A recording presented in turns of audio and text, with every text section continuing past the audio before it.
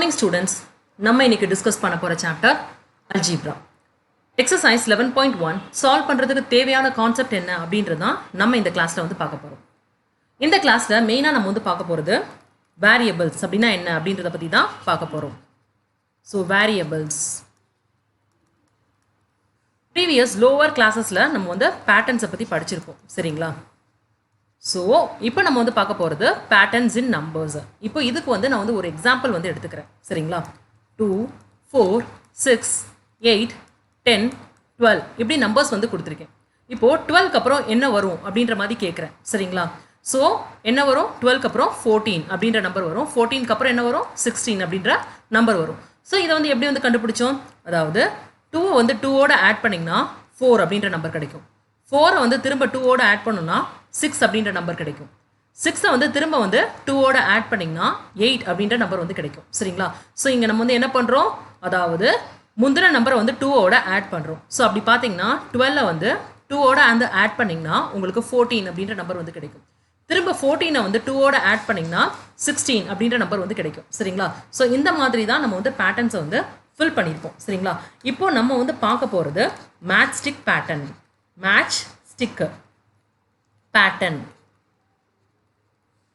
So match stick அப்படின்னா வந்து என்னது? தீக்குச்சி. சரிங்களா? ஸோ தீக்குச்சியை யூஸ் பண்ணிட்டு நம்ம வந்து பேட்டர்ன் வந்து ஃபார்ம் பண்ண போகிறோம். இப்போது நான் வந்து ஒரு லெட்டர் வந்து ஃபார்ம் பண்ண போகிறேன். Letter L. சரிங்களா? இந்த லெட்டர் எல்லை வந்து மேட்ச் ஸ்டிக்கை வந்து பயன்படுத்தி நான் வந்து ஃபார்ம் பண்ண போகிறேன். ஸோ அப்படி ஃபார்ம் பண்ணணும்னா எனக்கு வந்து எத்தனை மேட்ச் ஸ்டிக் வந்து தேவைப்படும்?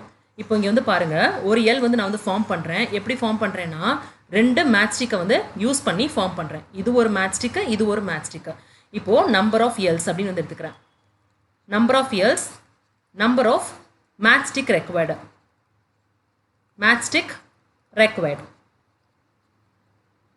ஸோ இப்போது ஒரு எல் ஃபார்ம் பண்ணணும்னா எத்தனை மேட்ச் ஸ்டிக் வந்து தேவைப்பட்டுச்சு? 2 மேட்ச் ஸ்டிக் வந்து தேவைப்பட்டுச்சு. இப்போ இதே இது 2 எல் ஃபார்ம் பண்ணணும்னா எத்தனை வந்து தேவைப்படும்? 1, 2, 3, 4. 2 எல் வந்து ஃபார்ம் பண்ணணும்னா மொத்தமாக வந்து பார்த்தீங்கன்னா 1, 2, 3, 4 4 மேட்ச் ஸ்டிக் வந்து தேவைப்பட்டிருக்கு. இதே மாதிரி 3 எல் வந்து இப்போ வந்து ஃபார்ம் பண்ணலாம். சரிங்களா? ஸோ இதுதான் அந்த 3 எல். ஸோ இப்போ இந்த 3 எல் ஃபார்ம் பண்ணுறதுக்கு எத்தனை மேட்ச் ஸ்டிக் வந்து நம்ம வந்து யூஸ் பண்ணியிருக்கோம்? 1, 2, 3, 4, 5 and 6. 6 மேட்ச் ஸ்டிக் வந்து யூஸ் பண்ணியிருக்கோம்.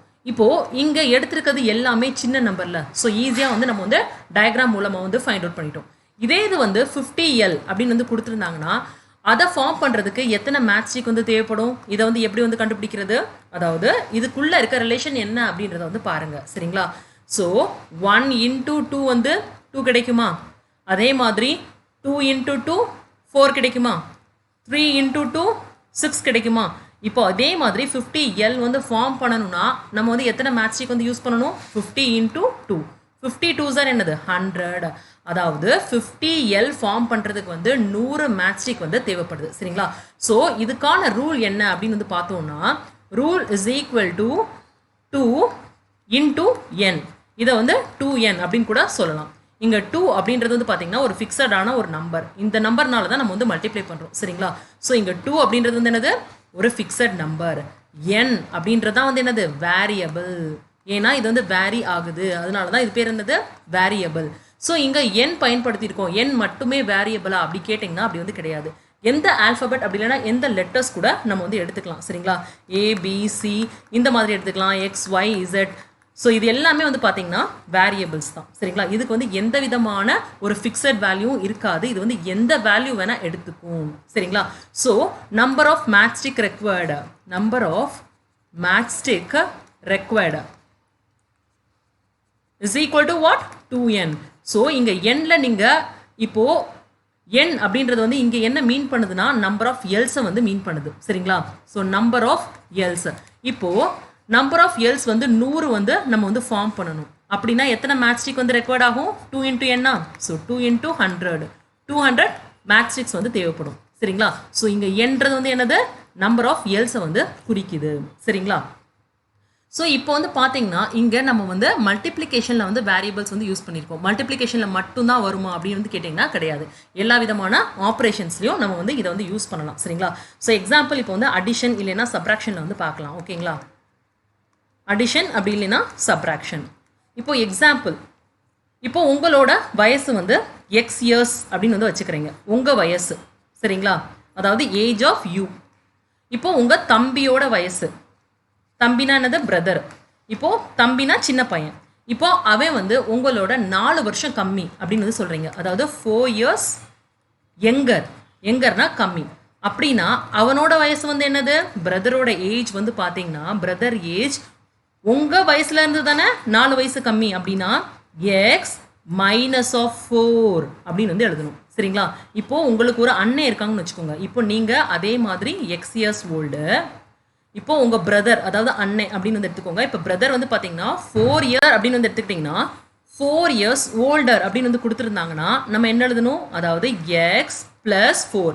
பிரதரோட ஏஜ் வந்து எதுக்கு வந்து ஈக்குவல், எக்ஸ் ப்ளஸ் 4க்கு வந்து ஈக்குவல் சரிங்களா. நம்ம எக்ஸசைஸில் வந்து பார்த்தீங்கன்னா வேரியபிள்ஸ்னா என்ன, அதை எப்படி வந்து யூஸ் பண்ணுறது, அதே மாதிரி அடிஷன் அண்ட் சப்ராக்ஷன் ஆப்ரேஷன்ஸில் வந்து எப்படி பயன்படுத்துறது அப்படின்றது தான் நம்ம வந்து எக்ஸசைஸ் 11.1ல் வந்து பார்க்க போகிறோம்.